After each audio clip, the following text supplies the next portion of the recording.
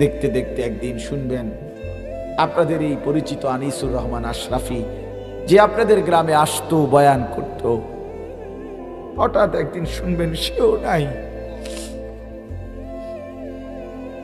সেও হারিয়ে গেছে অন্ধকার। এটাই বাস্তবতা, এটাই চির সত্য। এতটা চির বাস্তবতায় আমরা ভুলে যাই কেমনে। ভাই, যুবক ভাই, নামাজ না পড়ে কেমনে থাকো?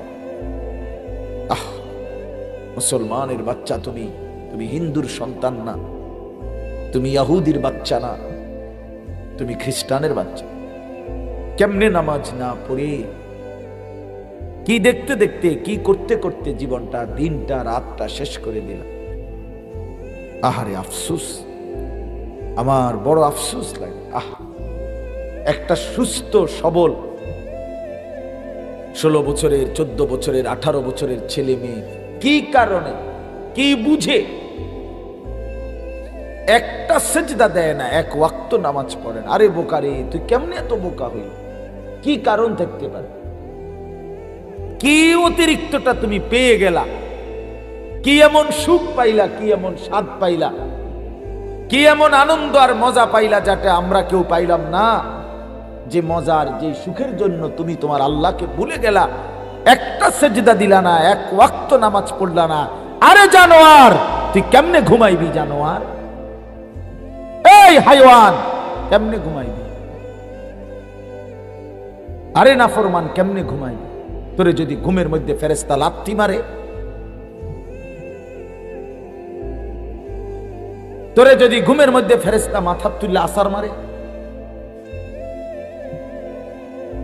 ছি ছি ছি, 2টা বছর এক পবিত্র মায়ের, মুসলমান মায়ের দুধ পান করছে যেই শরীর, যেই মানুষটা, যেই ছেলেটা, মেয়েটা, সে আল্লাহকে চিনে না কেমনে? মায়ের পবিত্র দুধ তো আল্লাহরই দেওয়া, মায়ের বুকের স্তনের দুধ তো আল্লাহর দেওয়া। সন্তান প্রসবের 1 মিনিট আগেও যেই বুকে দুধ ছিল না, আবার দুধ ছাড়ানোর নির্ধারিত সময় পরে আবার যেখানে থাকে না, শুধুই কেবল এর চাইতে জ্বলন্ত নমুনা আর কি হইতে পারে? কথা বলেন না কেন? যে এটা যে আল্লাহ দিছে, এর চাইতে জ্বলন্ত নমুনা আর কিছু হইতে পারে? যে গতকালকেও ছিল না, আজকে সন্তান প্রসব হইল, আজকে দুধ বাসলো মায়ের বুকে, আবার দুধ ছাড়ানোর 2 বছর শেষ, আবার সেই দুধ বুকের হাকে হারিয়ে গেল, মায়ের স্তনের দুধ। তাহলে এটা যে সরাসরি ভিন্ন কেউ দিচ্ছে, এটা কি বোঝা যায় না?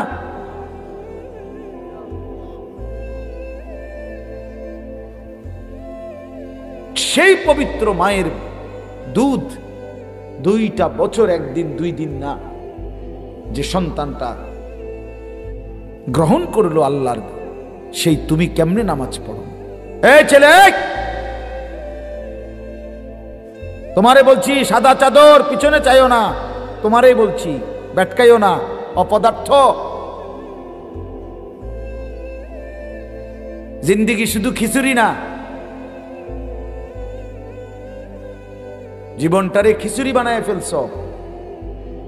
আহা, অসংখ্য ছেলের কোনো কাজ করে না, শরীর একদম স্প্রিং হয়ে গেছে, প্লাস্টিক হয়ে গেছে, কোনো কাজ করে না শরীরে, আর কোনো অনুভূতি শক্তি, এহসাস, বোধ, বুদ্ধি আমাদের লক্ষ লক্ষ ছেলে মেয়ের নাই। কি বলে, কে বলে, কেন বলে, কাকে বলে, সেটা কোনো বিষয় মনে করে না। তার এক কথা, আমার মোবাইল, আমার ছবি, আমার নারী, আমার নাচ, আমার জিনা, আমার ব্যভিচার, আমার অশ্লীল দৃশ্য, আমার সময়নাদের সাথে আড্ডা ফুর্তি, আমার এই বান্দরামি, আমার পেশাব করে পানি না নেওয়া, আমার জুয়া, আমার মদ, আমার নেশা, আমার নারীর আড্ডা, মেয়ের পিছনে ঘুরা, এটাই আমার জিন্দিগি। এতে করে আমার মার ইজ্জত থাকুক বা না থাকুক, বাবার ইজ্জত থাকুক বা না থাকুক, বংশের ইজ্জত থাকুক বা না থাকুক, আমার দেশের ইজ্জত থাকুক বা না থাকুক, আমার ধর্ম থাকুক বা না থাকুক, বাদ দে সব। আমার দরকার আমার যৌনতা, আমার শাহওয়াত, আমার মনের খামখেয়াল। এটা মানুষের বাচ্চা হয় কেন? এত অপদার্থ, যার কপালে একটা সেজদা নাই। যে একবারও আল্লাহকে ডাকে না, যার কখনোই মনে পড়ে না এটা গুনাহ, এই নর্তকী, ছবি, নাচ, গান, এই খেল তামাশা, ওয়াক্ত নামাজের ধারাবাহিক আজানের পরে মাসের পর মাস, দিনের পর দিন, যার কখনোই বিবেক নড়ে না যে হায় আমি কে, আমি একজন মুসলমান, আমার মা মুসলমান, আমার বাবা মুসলমান। কিরে বাবা, তোমরা এইভাবে আল্লাহকে ভুলে গেলা কেন বাবা? আজকের এক প্লেট খিচুড়ির মেয়াদ কতক্ষণ তোমাদের? আজকের দুপুরের খাবারের মেয়াদ কতক্ষণ? পিছনের খাবার হজম হইলেই তো নতুন খাবারের চাহিদা হয়। তার মানে পিছনের খাবার পাকস্থলিতে আর থাকে না, হয়তো বাথরুম পায়খানার সাথে বের হয়ে যায়, অথবা শরীরের অন্যান্য জায়গায় প্রয়োজন পরিমাণ পৌঁছে যায়। সেটা তো টিকে না, দুনিয়া তো টিকে না। আমি অনুরোধ করছি ছেলেরা, তোমাদেরকে সবাই মিলে জিন্দেগির কদর করেন। ছেলেরা রাগ হইও না, ধাক্কা দিয়ে বলার মতো, শক্ত করে বলার মতো অনেকেই হিম্মত করছে না, যার কারণে তোমরা নিজেদেরকে সম্পূর্ণ স্বাধীন মনে করে নষ্ট হয়ে যাচ্ছ। আহারে বন্ধু, এটা সুখ না।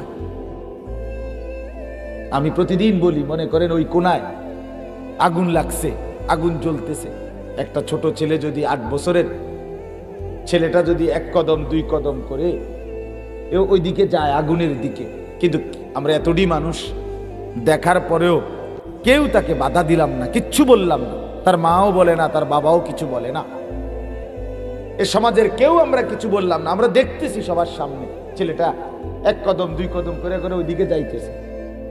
তাইলে এটা কি তার জন্য কল্যাণ? ঠিক না? এটা কি এই ছেলেটার জন্য সফলতা না? তাহলে চোখের সামনে আমরা দেখতেছি ছেলেটা 1 কদম 2 কদম করে আগুনের দিকেই ঝাঁপ দিচ্ছে, আগুনেই পড়ে যাবে। তাহলে তোমরা ছেলেরাও বাবা হতে পারে, তোমার মা বাবা পড়া পড়শি দেশবাসী কিচ্ছু বলে নাই, তোমারে বলে না, তুমি আসো আর তোমার মোবাইল আছে, তোমার সময় না কয়টা বন্ধু আছে, তুমি নাচ গান মজা পাচ্ছ নর্তকীর ছবি দেখে। কিন্তু আমারে বলো বন্ধু, একটা ছেলে বিবেক থাকলে ভাইব যে তুমি যাচ্ছ কোথায়?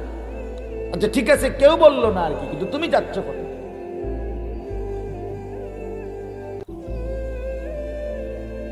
তোমার পরবর্তী প্রত্যেক কদম যত বাড়ছে, প্রতি কদম বাড়ছে তো তুমি আগুনের দিকে যাচ্ছ, তুমি তো জাহান্নামের আগুনের দিকে যাচ্ছ। ومن يشاقق الرسول من بعد ما تبين له الهدى ويتبع غير سبيل المؤمنين। রব্বুল আলামিন বলেন, 23 বছরে আমার রসুলের মাধ্যমে আমি রব্বুল আলামিন যেই হেদায়েতের বাণী স্পষ্ট করে দিলাম, এবার যারা আমার রসুলের হেদায়েতের বিরোধিতা করবে এবং আমার ইমানদার মুমিন নেককার বান্দারা যেই পথে চলে সেই পথের উল্টো পথে যে চলবে, আল্লাহ বলেন আমার রসুলের দেখানো পথের বিরোধিতা যে করবে, আমার মুমিন ইমানদার মুত্তাকি নেক বান্দারা যেই পথে তার উল্টো পথে যে চলবে, নুয়াল্লিহি মা তাওয়াল্লা ওয়া নুসলিহি জাহান্নাম। আল্লাহ বলে আমিও তারে সেই উল্টো পথে চালাইতে থাকবো, একদিন তাকে চলতে চলতে ধাক্কা মেরে জাহান্নামে ফেলে দেব। খোদার কসম, এটা কোরআনের আয়াত। অনুসলিহি জাহান্নাম। বাচ্চাটা তো পুকুরের পাড়ে মজা পাচ্ছিল, পানি নিয়ে খেললা, তো পানি নিয়ে খেলতে খেলতে দুষ্টমি করতে করতে তো হঠাৎ বাচ্চাটা পানিতেই পড়ে গেছে আর ডুবে মরে গেছে। কেউ তাকে বাধা দেয় নাই, সে তো মনে করছে বড় ফুর্তিতে আছে, কিন্তু সে যে কিছুক্ষণ পরে ডুবে গেছে। অসংখ্য ছেলে মেয়ে আজকে মনে করতেছে কেউ তাকে কিছু বলে না, বিশ্রী বিকট চুল, জন্তু জানোয়ারের মতো, কাফের মুশরিক বেঈমানের চুল, যার কারণে আপন মা বাপ ভয় পায়, মা বাপ ভয় পায়, মনে করে যে গাদ্দার মতো চুল তার, তে তো আমি বাপের জাতা দিয়ে ধরে নেব। হ্যাঁ, এজন্য হয়তো আতঙ্ক, যার কারণে বলা ছেড়ে দিছে। আর সে মনে করছে আমি রঙিন ঘুড়ি উঠছি,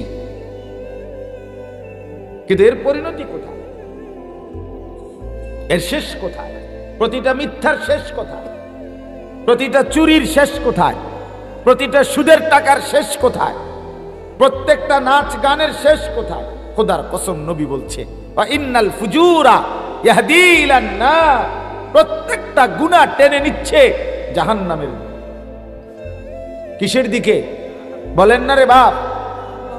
জাহান্নামের, জাহান্নামের, জাহান্নামের দিকে। প্রত্যেকটা গুনাহ আপনাকে আমাকে জাহান্নামের দিকে টেনে নিচ্ছে। যদি না ফিরে, যদি তওবা না করি, যদি এই দুনিয়ার হায়াতে থাকতে ফিরে না আসি। আল্লাহ তাআলা আমাদেরকে বুঝ দান করেন। আজকে এতটুকুই আপনাদের কাছে মূল বক্তব্য। হায়াতের কদর করেন, হায়াতের কদর করেন, হায়াতের কদর করেন।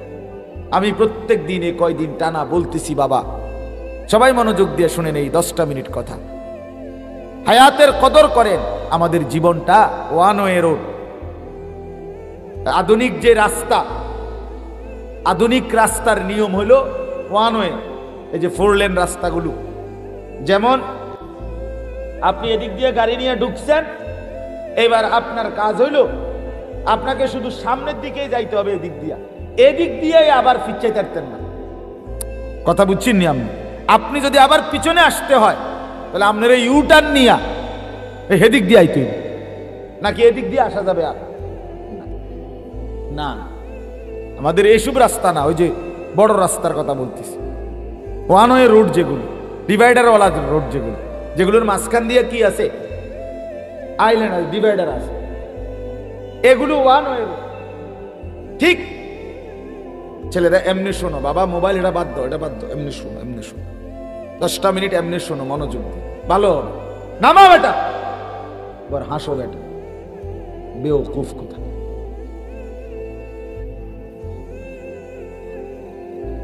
নামাও, এমনি শোনো বেটা। জি বলতেছি, আমাদের এই হায়াত মোবাইল হাতে ধরে রাখলে শোনা হয় না, বুঝাও হয় না কিছু। এ গোড়ার গাছ এটা লইয়েই ব্যস্ত, এ আকাম লইয়েই ব্যস্ত, জিন্দিগিটাই মোবাইল। আসো মোবাইলের দিকে চাইয়া, কান দেও মোবাইলের দিকে, ঠ্যাঙ্গালগি দেও মোবাইলের দিকে চাই, চুলেরে নিজে নিজে লারে টানে, ফিচ্চায়, আজ্ঞায়, হ্যাঁ তার সিরা প্রতিবন্ধী নিজে নিজে। অনেক পোলা পায় না, আমি দেখি যে নিজে নিজে এরকম করে চুলের ঘুরায়, আঁটে, একবার কাইট হয়, একবার হতে কি করে, আবার নিজে ছবি উঠে। হায় হায়, আমার মনে হয় পাবনার কোনো নাম্বার নাই হবে, অথচ আমাদের নাম্বার আছে। পাবনা মেন্টাল হসপিটালের কাছে লোকের নাম্বার আমাদের আছে, আমি এখানে ওয়াচ করে আছি। আপনাদের কারো লাগলে নিয়ে, হ্যাঁ বাস্তব পাগল দেখতে হয়েছে। হ্যাঁ হ্যাঁ হ্যাঁ, এই বয়ান আমি 1-1.5 ঘন্টা দেখছি। আহা, পাবনা মানসিক হাসপাতাল, এই যে বাংলাদেশে যেটা বড় পাগলের হসপিটাল, আমি নিজে গেছি ভাই, 1-1.5 ঘন্টা ঘুরে ঘুরে দেখছি, আসর থেকে মাগরিব। আহা, একটা দিন আমি ওয়াজে বহুদিন বলছি, কমপক্ষে যদি 200 লোক দেখে থাকি পাগল, কথার কথা, এরকম ছোট ছোট খোপ খোপ রুম, গ্রিল সহ জালি দেওয়া, ভিতরে ঢুকতে দেয় না, ওদের কাছে ঢুকতে দেয় না, ওই জানালার মধ্যে কথা কম যায় আর কি, তাও সবাই ঢুকতে দেয় না, অনুমতি নিয়ে যাইতে হয় বিশেষ। তো যাই হোক, আমি যদি 200 পাগল দেখে থাকি, বিশ্বাস করেন কসম, সর্বোচ্চ 2 জন হবে বুড়া মানুষ, আর 198 জন হবে যুবক ছেলে। বিশ্বাস করে, সব ইয়াং ফলাফল। আমার চোখে দেখা, আমি নিজ চোখে দেখছি। হ্যাঁ, পাগল বানাই দিচ্ছে। আমি জিজ্ঞাসা করছি, যুবক নাম কি তোমার? বলছে রবীন্দ্রনাথ ঠাকুর। তার নাম রবীন্দ্রনাথ ঠাকুর। তাহলে তো বুঝাই গেল সে কি বলেন, হাসির বিষয় মনে করে। আল্লাহ তাআলা যদি আমাদের এই ব্রেন মাথা সুস্থ না রাখে, আমাদের কয়দিন আগে 10 তারিখ এই শনিবারে আমাদের কাবিলা আমাদের বুড়িচং উপজেলার কৌমি মাদ্রাসার সমস্ত সম্মিলিত একটা সম্মেলন হয়েছে, বড় সম্মেলন, অনেক বড় মাহফিল, কাবিলা ঈদগাহ ময়দান। তো ওইখানে একটা লোক পাশে আপনার, আমরা যেখানে মাহফিলের লোকরা বসছি, আমরা ওখানে দেখছি একটা লোক, এই একটা ছেলে যুবক প্রতিবন্ধী পাগল, আমি তারে দেখছি অনেকক্ষণ, তার দিকে আমি তাকাইছিলাম, আমার এত মায়া লাগছে। সেই নিজে নিজে একবার সোফাটার মধ্যে একবার এই পাশে দিয়ে বসে, একবার এই পাশে আইয়ে, একবার কেমন জানে হাত তারে, একবার হাসে, একবার আবার দাঁড়ায়। এই যে আহা, একদম সুন্দর, বিশ্বাস করেন, একেবারে টুকটুকে সুন্দর চেহারা, লম্বা চূড়া ছেলে, এত মায়া লাগছে যে আহা, ছেলেটা বুঝতেছে না কিছু। এজন্য বাবা আমি ধমক দেই এই উদ্দেশ্যে, দুশ্মনির জন্য না। আমি দুশ্মন না, তোমগরে বলার কেউ নাই, সবাই ছেড়ে দিছে তোমগরে, তোমগো আপন মা বাপই ভুলে গেছে, কেউ তোমগরে কিছু নেই। তোমরা মোবাইলের হাতে জিন্দিগি তুলে দিছো, নারীর সামনে, জিনা ব্যভিচারের সামনে, অশ্লীল ছবির সামনে তোমরা জীবন তুলে দিছো। আর এখান থেকে ফিরে আসা বাপ কঠিন, খুব কঠিন।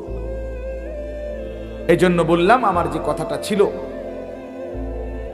যে আমরা প্রত্যেকেই আমাদের হায়াতের কদর করি। তো ওয়ান হয়ে বলতেছিলাম, এই কথাটাই শেষ করব, যে আমাদের হায়াতটাও ওয়ান হয়ে, মানে কি, মানে হইল আমরা যে এখানে মনে করেন আমরা ছোট বড় দাদা চাচা বাবা ভাই যুবক আমরা যারা আছি এখন বসা, আমরা প্রত্যেকেই আমাদের এই হায়াত ওয়ান হয়ে, অর্থাৎ আমরা কেবল সামনের দিকেই যাইতে হবে, পিছনের দিকে ফিরে আসা কারো পক্ষে সম্ভব।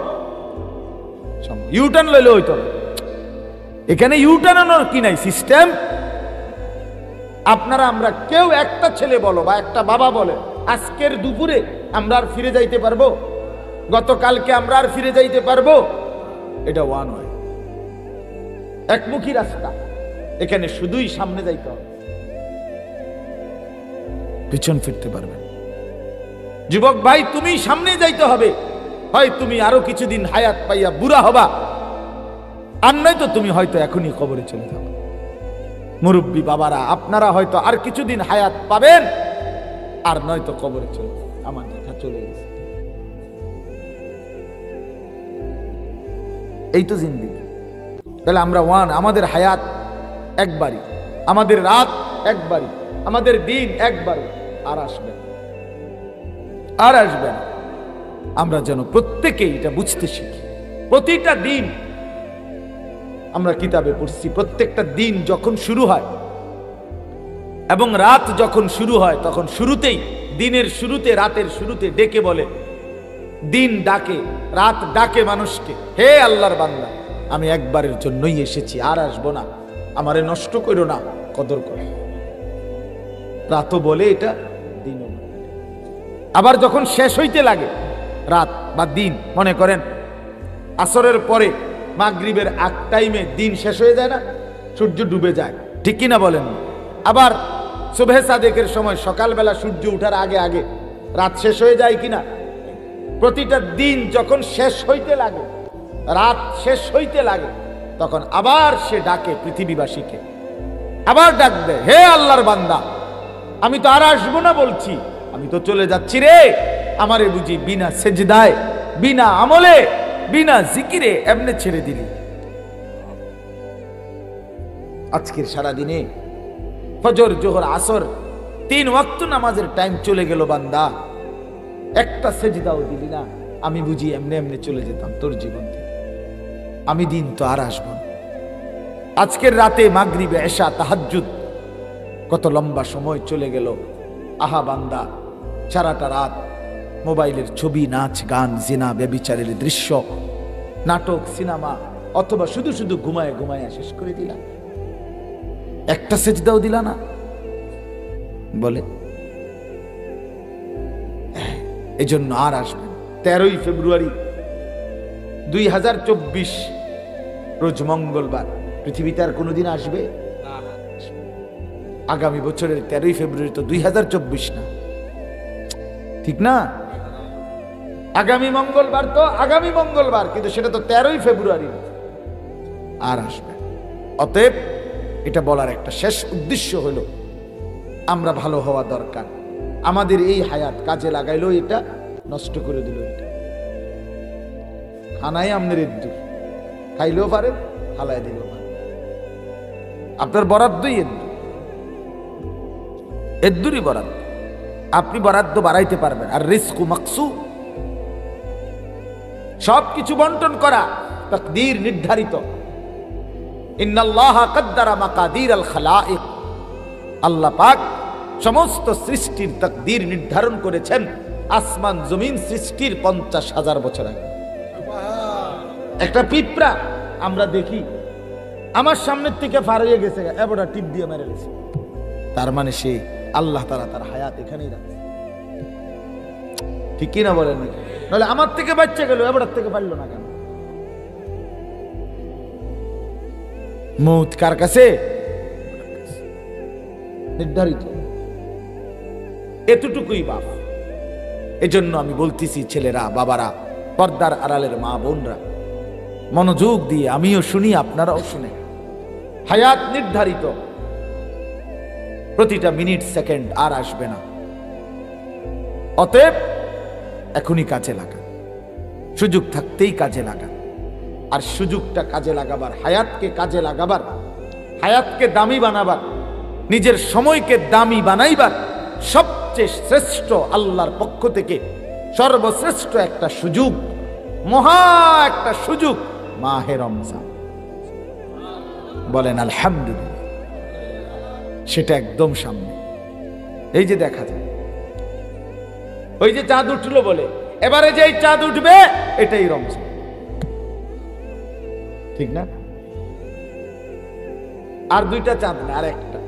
এখন যে চাঁদটা উঠবে নতুন, সেটাই রমজান, সেটাই রমজান। আর আল্লাহ তাআলা বলছে, বান্দা, ইয়া আইয়ুহাল্লাযীনা আমানু কুতিবা আলাইকুমুস সিয়ামু কামা কুতিবা আলাল্লাযীনা মিন ক্বাবলিকুম লাআল্লাকুম তাত্তাকুন।